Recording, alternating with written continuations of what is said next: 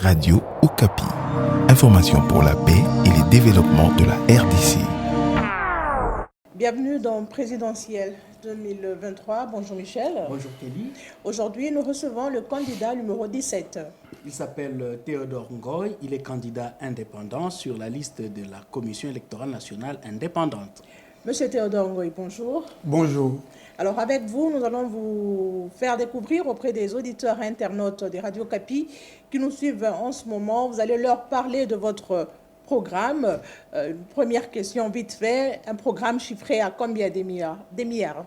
Non, mais ce serait faux, les chiffres. C'est justement ça, les points de départ faussés par les journalistes et par les acteurs politiques qui se permettent de donner des chiffres. Dans un pays où l'économie est occupée, les ressources sont détournées, à la fois par les prédateurs internationaux qui ont placé les pays dans un état de non-état, et par ceux qui ont accès au pouvoir et qui mettent la majorité l'essentiel des ressources dans leur poche.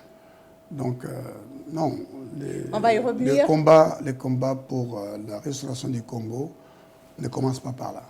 On va y revenir, Monsieur Théodore Ngoy. Nous allons aborder avec vous, dans cet entretien, des questions liées à la gouvernance, à la sécurité, au développement économique et social, à la justice, ainsi qu'à celles liées à la cohésion nationale. Mais avant d'aborder tous ces aspects, dites-nous pourquoi vous voulez briguer la magistrature suprême pour les 5 prochaines années. Bon, le problème du Congo n'est pas un problème économique. C'est un problème d'homme. Il nous manque un homme à la tête du Congo. Comme on dit dans une de nos langues nationales, Kuchinu kwa Jean-Joula, Weba, Weba ou Ikale, Mutumumpe. Donc, il faut que celui qui dirige le Congo soit un Congolais de bon cœur. Un homme honnête et intègre qui va d'abord travailler pour changer l'homme, changer la mentalité. Laissez-moi vous donner cette anecdote. Le candidat auquel je vais succéder est arrivé, comme tous les candidats, au cadre de concertation à l'hôtel Hilton. Nous nous sommes assis et on a annoncé l'entrée du président de la CENI. Je l'ai entendu dire, parce qu'il n'était pas si loin de moi. Hein. Moi, je suis le 17, il y a le 18, le 19, puis lui, c'est le 20. Il dit, on doit se lever. On s'est tous levés. Et ça, je dois le dire, même si ça profite, n'est-ce pas, à l'image de ce candidat-là, mais parce que c'est une très bonne chose, peut-être la seule qu'il ait pu faire pendant 5 ans. Il faut relever cela. Le fait que, tout en étant président de la République, ils disent qu'il y a une autre autorité que moi, parce que je suis ici comme candidat président, comme tous les autres candidats présidents, je me lève pour respecter cette autorité-là. C'est quelque chose que l'on doit enseigner aux Congolais. Cela signifie que le respect des règles nous permettra de réaliser la cohésion nationale, de réaliser le développement. Je vous donne un petit exemple. Je suis président de la République, mais quand je vais sur la route, il y a une autre autorité, c'est l'agent de roulage. Lorsqu'on respecte cet agent de roulage, où les feux rouges, on crée, n'est-ce pas, l'harmonie. Sur la route, mais regardez comment on roule aujourd'hui sur la route. Vous avez un motard qui vous sort de votre droite ou de votre gauche. Il y a des accidents à tout moment, il y a des blocages. Parce que les gens ne comprennent pas que notre promotion collective passe par le respect des règles. Et ces règles-là concernent non seulement le respect du patrimoine commun, le respect et la protection de nos frontières, le respect et la protection des droits et libertés de chacun, mais aussi le respect de l'autorité. Lorsqu'on s'attaque à l'agent de roulage sur la route, on peut même le frapper, eh bien, le pays est malade. Ça veut dire que l'on ne va respecter aucune autorité économique, aucune autorité monétaire, aucune autorité administrative. Chacun va faire selon son intérêt. Et c'est ça le problème du Congo. Et je suis l'homme qui, ayant la compétence, je suis docteur en droit, professeur d'université, professeur ordinaire, la compétence technique, compétence intellectuelle, mais aussi la compétence morale. Le Seigneur m'a préparé, m'a fait souffrir. J'ai eu l'occasion d'être intéressé par les différents présidents, y compris celui que je vais remplacer, pour exercer des fonctions. J'ai posé des conditions. Et in fine, je n'ai plus exercé ces fonctions parce que ma condition, c'est que je ne peux exercer une fonction que si je dois réaliser les objectifs de justice. Parce qu'il n'y a pas d'intérêt de la société qui ne soit pas la justice. Alors, puisque je ne peux exercer ces fonctions que dans le respect des règles du droit, la justice, il faut que moi-même je sois président de la République pour commencer par cultiver l'esprit du respect des règles qui va traverser, n'est-ce pas, toutes les actions que nous allons entreprendre jusqu'à la fin du premier mandat et les gens verront les résultats. Alors parlons gouvernance, Maître Théodore Ngoy. La RDC est très souvent mal cotée sur le plan de la gouvernance par rapport à d'autres pays. Si vous analysez les différents rapports, Mo Ibrahim, Doing Business, Banque mondiale, Transparency International, vous vous rendez compte que la RDC occupe toujours la place de la queue dans la liste sur la gouvernance. Comment comptez-vous changer cette situation? Déjà, je vous ai parlé de mentalité. Figurez-vous que la non-gouvernance a été conçue et organisée dans l'acte général de Berlin. Parce que le Congo a été regardé comme le coffre-fort des ressources minérales pour l'Occident. Ils ont donc décidé qu'aucun pouvoir souverain ne serait établi sur le Congo. Le pays serait soumis au principe de liberté de navigation, liberté de commerce, pour toutes les nations qui s'étaient réunies à Berlin pour créer par une fiction juridique l'État indépendant du Congo. En fait, un non-État que l'on a confié à un gardien, Léopold II, qui a massacré les Congolais, 8 millions de morts selon le rapport Roja Kesmet. Et les nations qui lui avaient confié le pays pour en être le gardien l'ont menacé de le poursuivre. Celui qui aurait pu être poursuivi devant un tribunal international, pour la première fois, Léopold II. Alors il a préféré céder ce qu'il a appelé ses possessions du Congo à la Belgique. Et la Belgique, pendant 80 ans, nous a déportés dans notre propre pays, nous a gardés prisonniers dans notre propre pays. On a continué à couper le main quand on n'avait pas apporté le caoutchouc et l'ivoire nécessaires à l'époque du développement de la machine. Il fallait des pneus et c'est ici au Congo qu'on en trouvait. Aujourd'hui, il faut d'autres ressources comme le columbium tantalum. Alors on nous a fait la guerre. Déjà, on nous faisait la guerre depuis l'arrivée des agents de Léopold II ici. On nous a fait la guerre en 1960. On a éliminé Lumumba, qui a refusé d'être ce qu'on appelle une marionnette. On a donné le pouvoir à Mobutu jusqu'en 1997. On nous a amené l'AFDL. Laurent Désiré Kabila, que l'on voulait voir jouer le rôle de marionnette, a refusé. Il a fait un coup d'État. Un ancien secrétaire d'État américain disait qu'il a commencé pour la première fois à construire la nation congolaise. Il n'avait pas la Banque mondiale, il n'avait pas les Fonds monétaires internationaux, mais il a rassemblé les ressources qu'il avait pour les gérer de façon orthodoxe. Et il a pu faire la route qu'on appelle le boulevard triomphal, qui avait été inauguré en 1978. Mais lui, il l'a fait en moins de 3 ans, pendant que le pays était occupé ici et là. Bon, ce qui fait que la bonne gouvernance n'a pas été la pensée de créateurs de l'EIC, mais c'est la non-gouvernance qu'ils ont instituée. Et c'est pour ça que jusqu'à aujourd'hui, ils ne veulent pas d'un homme comme je suis là, un homme instruit, un homme incorruptible, un homme honnête, pour imposer des règles du respect de la bonne gouvernance. Je vais les imposer. Je vais cultiver cela en commençant par moi-même. Et concrètement, vous comptez faire quoi? Quelle action comptez-vous mener une fois au pouvoir?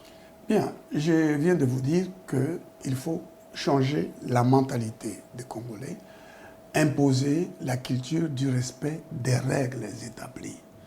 Les règles selon lesquelles les ressources sont constituées, elles sont dépensées. Ces règles-là ne sont pas respectées aujourd'hui. Laissez-moi vous donner encore une anecdote. Je suis président du comité scientifique du projet international de l'UNESCO, la route de l'esclave. J'ai été invité pour représenter la RDC à Cotonou, au Bénin. Bien, j'ai eu une ordre d'émission et on m'a donné des frais d'émission. J'arrive à Cotonou, je suis pris en charge. Je ne paye pas l'hôtel, je ne paye pas les transports, je ne paye pas la nourriture. La loi, une circulaire en matière financière prévoit que si on vous donne des frais d'émission, c'est-à-dire l'argent de l'État, l'argent public, vous allez à l'étranger, vous êtes pris en charge, vous rendez, je crois, les 3/4.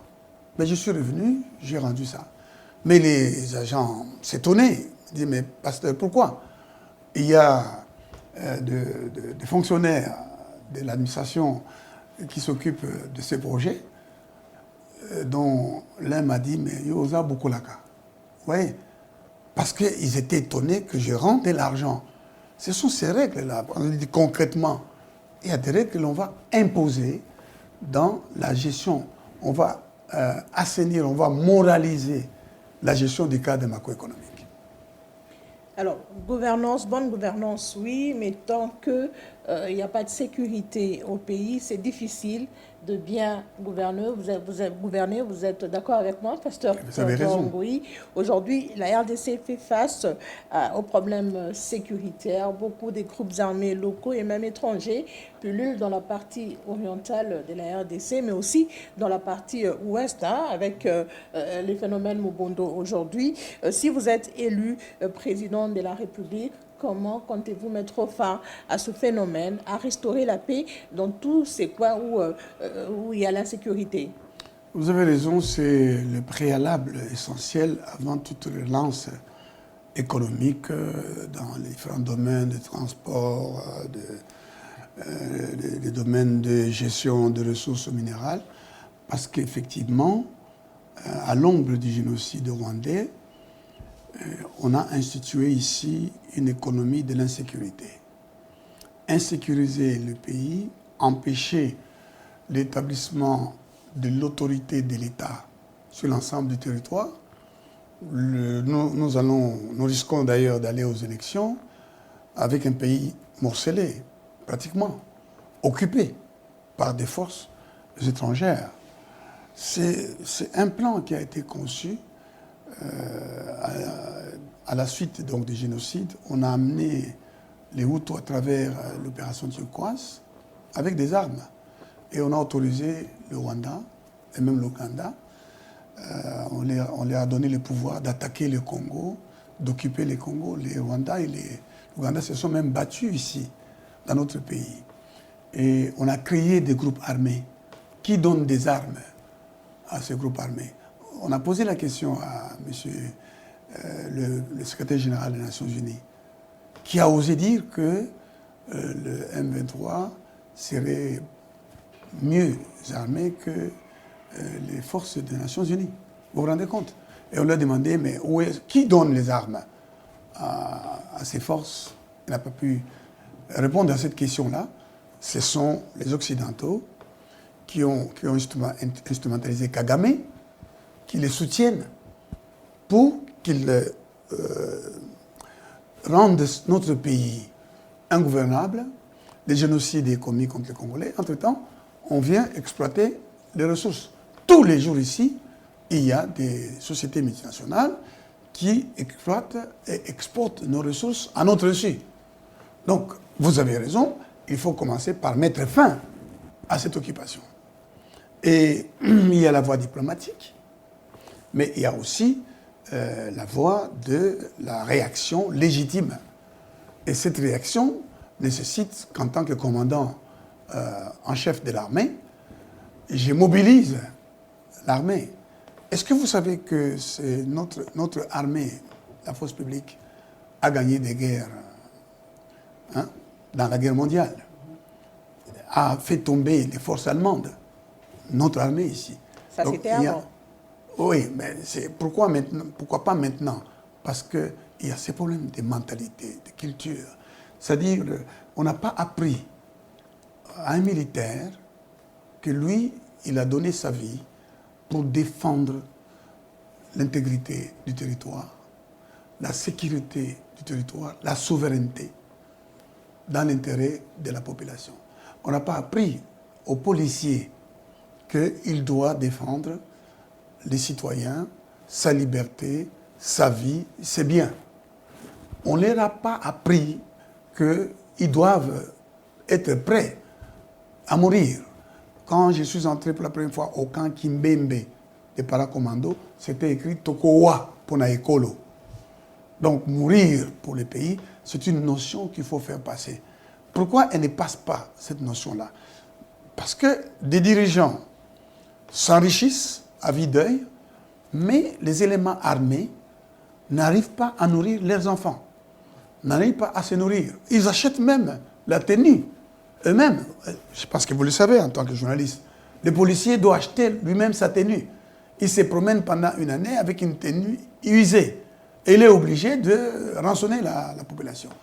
Je vais justement, comme je l'ai dit, travailler sur l'esprit, mobiliser les personnes en veillant dès le départ à ce que tout l'argent qui va dans les poches des dirigeants, les dirigeants se sont enrichis. Vous avez entendu parler des détournements, non? De 400 millions, de 500 millions, de même plus que ça. Alors ça, c'est ce dont on nous parle. Mais ce dont on ne nous parle pas, c'est combien qui est dilapidé, parfois dans des voyages inutiles qui coûtent très cher à la République. Moi, je vais mettre fin à tout ça, à cette gabégie financière, à cette vie outrancière, vie publique outrancière. Ben, je vais me contenter de ce qui est nécessaire pour ma vie de président de la République. Je vais rendre aux Congolais, sous forme d'emploi, sous forme de salaire, sous forme d'accès à l'eau, à l'électricité, sous forme de routes, de dessertes agricoles, de routes qui vont désenclaver les pays. Je vais leur rendre tout cet argent qui est amené en dehors du pays par les prédateurs nationaux et les prédateurs internationaux. Et à l'armée, je vais redonner la foi, n'est-ce pas, en la défense de la nation, en faisant voir à l'élément armé qu'il est considéré d'abord par la nation, qu'il a la reconnaissance de la patrie, lui et sa famille, lui et ceux qui tombent sur le champ de bataille, eh bien, les gens vont être déterminés, comme en Israël par exemple, ou en Palestine, vont être déterminés à défendre leur droit à l'existence au prix de leur propre vie. Alors, Mais par rapport aux groupes armés locaux, qu'est-ce que comptez-vous faire pour mettre fin à ces phénomènes, à tous ces groupes armés qui naissent comme des champignons? Non, mais C'est des groupes armés composés des fils et filles du Congo. Oui, ces groupes sont évidemment créés, entretenus. Où est-ce qu'ils reçoivent les armes? Il y a ceux qui leur donnent des armes. Je vous ai parlé de l'aspect diplomatique, où je vais négocier l'espace de liberté pour le pays, mais il y a des actions beaucoup plus nationalistes que je vais devoir entreprendre. Il y a parmi les groupes armés de nombreux patriotes qui sont aujourd'hui la cible, n'est-ce pas, même des troupes de la MONUC, des troupes du Rwanda. Nous allons rassembler tous ces patriotes qui se battent pour la République, qui récupèrent d'ailleurs, qui sont en train de récupérer des parties occupées du pays. Nous allons les encadrer, nous allons les organiser. Je voudrais vous dire, vous savez, je suis le candidat numéro 17, n'est-ce pas? Et le 17e jour, Dieu a décidé, 17e jour de l'an 60 de la vie de Noé. Ça, c'est dans Genèse au chapitre 7, le verset 11. Dieu a ouvert toutes les sources qui ont fait jaillir les eaux de pluie qui sont tombées sur la terre. Et au chapitre 8, au verset 4 de Genèse, la Bible nous dit que le 17e jour, l'arche est arrivée sur la montagne. Quand vous lisez ça en anglais, on dit the ark came to rest on the mountains. Je suis le 17e candidat. Avec moi, le Congo va être placé par Dieu sur la montagne de paix. Dieu va nous aider à rétablir la paix. Dieu va nous aider à mobiliser notre jeunesse, à mobiliser les peuples dans l'honnêteté, dans l'intégrité, pour combattre l'ennemi. Nous allons faire partir les MV3. Nous pourrons même, si lécher, amener la guerre au Rwanda et arrêter M. Kagame. Nous avons le pouvoir de le faire. Cette armée-là du Rwanda n'est pas plus forte que notre armée. Des ambitions qui exigent une économie forte pour le pays. Alors dites-nous, le développement économique de la RDC ne reflète pas à ses potentialités naturelles. Si vous voyez la diversité des richesses minières, forestières, hydrauliques de la RDC, il y a le jour et la nuit face à la pauvreté de sa population. Quelle formule magique comptez-vous mettre en place pour changer la donne? Il n'y a pas de formule magique. Certes, il y a la grâce de Dieu qui est sur moi et qui sera sur moi. Il faut mettre fin à la prise en otage de nos ressources par les groupes armés dont fait partie l'armée rwandaise. Ces armées sont au service des prédateurs internationaux et se sont associés aux prédateurs nationaux. D'une part. D'autre part, il y a ceux qui gouvernent le Congo qui s'enrichissent, qui détournent. Donc il faudra d'abord commencer par mettre fin à cette prise en otage pour pouvoir mobiliser les ressources, investir. Regardez, quand j'étais candidat gouverneur du Katanga, j'avais dit la chose suivante. Je vais prendre les ressources du Sud pour les investir dans les voies ferroviaires, les voies maritimes, les voies fluviales, les voies lacustres, pour évacuer les richesses qui pourrissent au nord. Vous savez, vous et moi, nous mangeons le riz qui est importé. C'est pas normal. Nous avons le riz de Bumba. Où est-ce qu'il est passé? Et il n'y a pas que Bumba, même au Katanga, il y a moyen de produire du riz dans toutes les provinces. Nous mangeons, vous et moi, ce que nous achetons dans les supermarchés qui n'appartiennent pas aux Congolais. Nous achetons les mangues, nous achetons les pommes, nous achetons... Alors que tous ces fruits pourrissent à l'intérieur du pays, notamment au Katanga. Nous importons les poissons alors que nous avons 12 couches de poissons, n'est-ce pas, sur le lac Tanganyika. Et jusque-là, on n'exploite qu'une couche. Il n'y a pas d'organisation de la pêche. Il y a eu des ministres de la pêche. Je ne sais pas ce que ces ministres ont fait. Il y a eu des ministres de l'agriculture, pêche et élevage. Je n'ai pas vu où on a organisé l'agriculture, on a organisé la pêche, on a organisé l'élevage.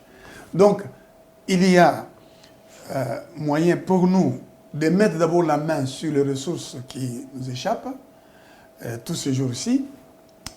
Les gouverneurs qui étaient au Katanga ont créé une société de transport de nos minerais au détriment de la Société nationale de transport, de chemin de fer, la société, la SNCC, qui transportait les minéraux.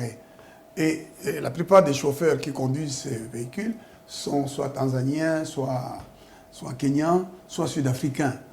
On a donc détruit l'emploi, on a détourné des ressources. Et tous les jours, des camions sortent du pays sans contrôle, sans être comptabilisés, sans que nous sachions qu'est-ce que nous exportons et qu'est-ce que nous gagnons de cette exportation. Alors, donc, il faudra mettre la main sur le contrôle de ressources minérales, les ressources forestières, les ressources, la faune, la flore, etc. Et il faudra justement mettre la main aussi sur les ressources financières. Les régies financières récupèrent notre argent, mais cet argent va où? La SNEL, par exemple, elle vend notre énergie électrique à l'Afrique du Sud, au Zimbabwe, je crois, et à la Zambie. Mais où passe l'argent? Pourquoi on a toujours un matériel vétuste? La régie des eaux, pourquoi les matériels vétustes? Pourquoi il n'y a pas d'adduction d'eau, n'est-ce pas, pour les besoins industriels, mais aussi pour les besoins domestiques? Mais c'est tout cela que nous allons faire.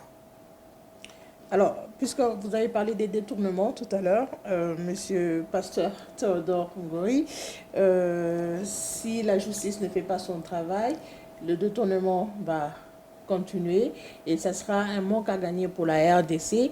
Parlons justement de cette justice qui est décriée aujourd'hui par beaucoup de Congolais.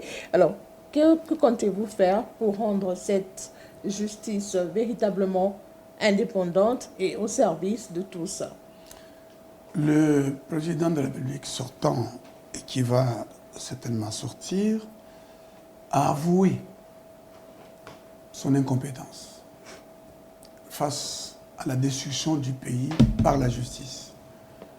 Il réunit les magistrats et il leur dit, je cite, « La justice élève une nation, mais dans notre pays, la justice détruit la nation congolaise. » Or, qui est magistrat suprême? Qui nomme? Qui révoque sur proposition du Conseil supérieur de la magistrature? Qui ordonne, qui prend par ordonnance des mesures de promotion des magistrats? Quelle est la qualité des magistrats?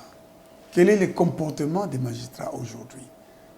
Il y a des décisions injustes qui sont prises par nos magistrats et qui sont cautionnées par les pouvoirs en place. Notre contrat de société, la Constitution, porté par la Constitution, prévoit les formes dans lesquelles une personne peut être arrêtée et poursuivie. Mais nous avons vu qu'on a arrêté un collaborateur du candidat numéro 3 à l'aéroport en violation de toutes les règles. Nous avons vu qu'on a arrêté Franck Diongo en violation de toutes les règles. Nous avons vu plusieurs personnes être amenées à Makala et qui y sont jusqu'à aujourd'hui en violation de toutes les règles. Donc c'est l'autorité en place qui n'a pas été compétente. Moi, je ne suis pas seulement docteur en droit et professeur ordinaire en droit, mais je suis avocat et je suis conseiller à la Cour pénale internationale. Donc je comprends très bien ce qu'il faut faire pour rendre cette justice efficace. D'abord, l'homme en question. Il faut taper très fort sur l'homme. La sanction a été absente longtemps ici dans notre pays, même dans l'enseignement où je suis. Les élèves, j'étais témoin à travers les réseaux sociaux d'une agression qu'a subie au sein de l'université où je donne cours un assistant qui a découvert qu'un étudiant était en train de tricher et puis il lui a demandé de sortir. L'étudiant a refusé, il a bousculé, l'étudiant a réagi, a jeté par terre l'assistant, ce qui est une remise en cause terrible de l'autorité. Parce qu'il n'y a pas de sanctions. Je ne sais pas si cet étudiant a déjà été renvoyé. Moi-même, j'ai fait des mots aux autorités compétentes pour dire, sans aucune autre forme de procès, l'étudiant doit être envoyé de l'université pour avoir fait ce qu'il a fait. Donc, lorsque les magistrats sauront que Théodore Ngoï est président de la République, il y aura un changement de mentalité. J'ai vu ça quand Laurent Désiré Kabila est arrivé ici. Avant qu'il n'arrive ici, des véhicules aux conditions techniques douteuses ont disparu spontanément. Et les gens refusaient de transporter 3 personnes, plus de 3 personnes à la fois dans les transports. Parce qu'ils ont dit, mais ces gens-là qui arrivent n'acceptent pas le désordre. Eh bien, tous les Congolais, tous, ils savent que le président Théodore Ngoï, président de la République, les magistrats sera sanctionné s'il viole la loi, s'il s'est fait corrompre. Et il n'y aura pas du tout, n'est-ce pas, du temps pour un magistrat de faire cela. Alors, à vous entendre parler, le principal problème de la RDC, c'est un problème d'hommes, un problème d'éducation. Alors, comment se présente votre projet de société en ce qui concerne l'éducation nationale, l'enseignement des bases universitaires, mais aussi le métier? On a détruit l'enseignement en instituant et en privilégiant l'enseignement privé, au détriment de l'enseignement public. L'école publique n'est pas organisée aujourd'hui. Déjà, la création ou l'institution de l'enseignement privé au détriment de l'enseignement public a causé beaucoup de torts. On a négligé l'enseignant, qui est le socle. J'ai appris cette anecdote que Hitler a refusé que les enseignants entrent en guerre. Il a dit, nous perdons la guerre, c'est vous qui allez expliquer à la jeunesse, qui allez former l'opinion. Nous gagnons la guerre, c'est encore vous qui allez entraîner la population dans la mobilisation pour la reconstruction. Donc l'enseignant est celui qui a formé le président de la République que je vais devenir, et celui qui a formé les députés, et celui qui a formé tout le monde. Mais alors, vous ne les payez pas. J'ai suivi dans le discours du président de la République sortant, il dit, sans rire, hein, il dit qu'il a augmenté le salaire de l'enseignant, qui était de 1500 quelque chose, il a amené à 4000 quelque chose. Or, lorsqu'on fait la conversion au taux du jour par rapport au dollar, ben c'est même moins. Ce qu'il donne à l'enseignant aujourd'hui, c'est même moins que ce que l'enseignant recevait avec les 150 000 francs, les taux de dollars étant à cette époque plus bas, lui permettant d'avoir un peu plus. Mais en tout cas, c'est un salaire de misère que l'on donne à l'enseignant de l'école primaire, à l'enseignant de l'école secondaire. Moi-même, je suis enseignant à l'école, à l'université. Ben, je n'ai pas grand-chose. Regardez, je suis professeur ordinaire, mais je touche moins de 1000 dollars, tandis que les députés auraient 21 000 dollars, les députés que je suis censé avoir formés. Donc, il faut commencer d'abord par là, revaloriser la fonction enseignante, n'est-ce pas? Et deuxièmement, il faut absolument imposer des règles qui forment l'élite. Ce n'est pas tout le monde qui va aller à l'université. Il faut favoriser la formation technique de certains. Troisièmement, il faut absolument revoir le programme d'enseignement. Je vais vous dire, moi, j'ai étudié les calculs mentaux. Lorsqu'on me demande de calculer, mais je le fais très vite. Les étudiants d'aujourd'hui recourent toujours à la calculette. Donc, il y a un certain nombre de valeurs que l'on n'enseigne plus, des valeurs culturelles, hein, des valeurs sociales, qui font du Congolais un homme qui comprend sa société et qui voit qu'est-ce qu'il faut entreprendre pour changer sa société.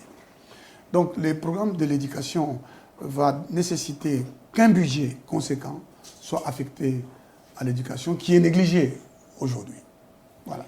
Et quelle place vont occuper les questions liées à la santé dans votre gouvernement si vous êtes élu président de la République? Mais c'est prioritaire. Nous devons d'abord reconstruire les structures de santé et créer des zones de santé avec des structures et l'accès aux soins de santé. Mon fils a été dernièrement malade et j'ai fait 1 heure entre le moment où le médecin l'a reçu dans un hôpital de la ville ici et le moment où j'ai pu entrer avec lui dans un labo. Parce qu'on voulait savoir, il faisait une très forte fièvre. Et bien, on a mis très longtemps. Et lorsque finalement, on s'est aperçu que c'était moi qui venais avec mon fils, on m'a favorisé, entre guillemets. Je suis entré là et la dame qui me recevait me dit nous ne pourrons vous donner le résultat que dans 3 jours. J'ai dit, mais vous voyez que mon fils est vraiment malade et que le médecin a écrit là-bas urgent. Ben, je vous avoue que j'ai dû l'encourager à faire vite et aller remettre les tests hein, à ceux qui devaient faire le travail. Et donc, il y a un problème de prise en charge des malades, prise en charge immédiate. Ici, en ville, déjà dans les hôpitaux qui existent, mais à l'intérieur, où il n'existe pas d'hôpitaux, il faut en créer, il faut créer des structures, il faut... nous avons beaucoup de médecins qui sont formés, qui traînent dans la ville, qui sont chômeurs. il faut créer les conditions pour que ces médecins acceptent d'aller travailler à l'intérieur. Il faut évidemment équiper les hôpitaux. Il faut créer aussi les conditions financières qui permettent à toute personne d'accéder aux soins de santé immédiatement. Alors, la toute dernière question, nous sommes déjà dans le temps. De plus en plus, des appels à la cohésion nationale sont lancés tant par les organisations nationales qu'internationales. Durant les 5 prochaines années, si vous êtes élu président de la République, que comptez-vous faire pour renforcer cette cohésion nationale et rendre le Congo beaucoup plus uni et indivisible? Il faut dire que le séparatisme a beaucoup prospéré sous Félix Tshisekedi. Déjà, la plupart des personnes qui sont dans son entourage et qu'il nomme à des fonctions appartiennent à un espace géographique. C'est ce qu'on appelle le népotisme. Le népotisme trouve son origine dans une décision d'un pape qui avait fait de son neveu, n'est-ce pas, qui avait confié des fonctions à son neveu. C'est ça le népotisme. Et donc, quand, dans un cabinet, comme vous me voyez là, si vous regardez les personnes qui sont là, vous allez voir que ce sont des personnes qui viennent des différents milieux tribaux, claniques, géographiques, provinciaux, etc. Et donc, il a exacerbé ces faits. Il n'y a pas longtemps, les gens se sont entretués dans mon territoire d'origine, à Malembankolo. Parce que, justement, nous avons vu le gouverneur du Kasaï. Quand un gouverneur de province se permet de dire que sa province est le fief du président de la République sortant et n'est pas poursuivi jusqu'à présent. Et il y a un Congolais, M. Mulunda, qui au sein de son église, lors d'une prédication, il dit, voilà, nous les Katangais, je ne sais pas moi qu'est-ce qu'il avait dit, mais il a écopé de 3 ans de prison. Mais ce monsieur a dit clairement que les candidats ne peuvent pas venir ici parce que c'est le fief. Et le candidat président de la République, Fayoulou, est allé à Chikapa, il a été poursuivi par des jets de pierres. Heureusement qu'il y a eu des militaires, mais son véhicule a été même atteint. Il y a des candidats Sessanga qui avaient reçu des pierres aussi, je crois, à Kananga. Et Moïse est interdit par des gens d'aller, je crois que c'est à Mokambo, dans les Katanga là, que des ressortissants du Kasaï appellent la 3e province du Kasaï. Oui. Et donc, Mobutu disait, tu ne mettras pas plus de 2 personnes de ta tribu dans... S'il y en a plus de 3, c'est le tribalisme. Et donc, à cause de cette situation ici, nous avons l'impression que les gens s'opposent sur le fondement de la tribu. Non. Moi, permettez-moi de le dire, ce n'est pas parce qu'il est là. J'ai trouvé sympathique M. Martin Fayoulou quand je l'ai rencontré. J'ai apprécié la personnalité. Mais pourtant, moi, je ne suis pas de Bandundu, moi, je suis du Katanga. Qu'est-ce qui nous lie? Le partage des valeurs. Mais il y a beaucoup d'autres gens avec qui on est très proches sur base des valeurs que nous partageons. Donc, nous devons reconstruire, si vous voulez, la cohésion nationale sur base des valeurs. Nous sommes un peuple, nous appartenons au Congo, nous sommes un. Comme je l'ai dit tout à l'heure, on dit en Chiluba, Kuchinu, Janjula, Weba. Weba, ce n'est pas Weba de ta tribu ou de ton clan. Weba, c'est Congolais. Quelqu'un qui est ton frère congolais, qui a les valeurs, qui a les compétences, tu lui fais confiance.